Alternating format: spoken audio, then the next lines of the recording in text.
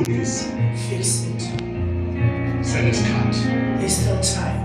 mamela ngitshela Listen, let me tell you. awiselanga You didn't come here first. ulethwe ngabakini You were brought by your ancestors abangasekho that are no more. ukuthi uzothola amaqiniso So that you get the truth. uhambe uyovusa ibini And go raise your home. uvusa umsamo Raise your altar.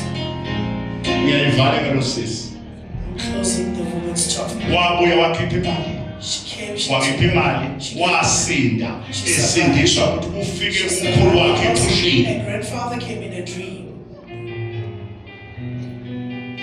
okay ngifuna ukuyeka manje I want to stop now. ake sikhulume Let us speak. okay akahle ngiyisela awuhlala uqabane May you please kneel down.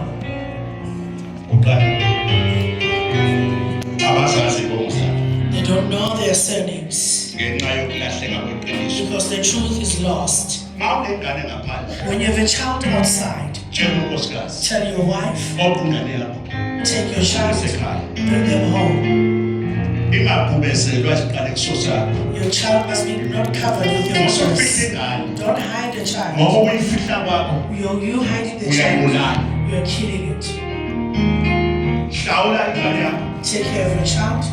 uyiqoqe ingane yakho Correct your child. ifuna amandla uhambe uyilobole With power, go take your uyibuyise child. usame ekhaya Bring them in the uyifake house. isiphandla sasekhaya And for the traditional ingane reason, engalahleki masuhambile when you're gone, your child must ithwale isiqalekiso sakho kill your curse.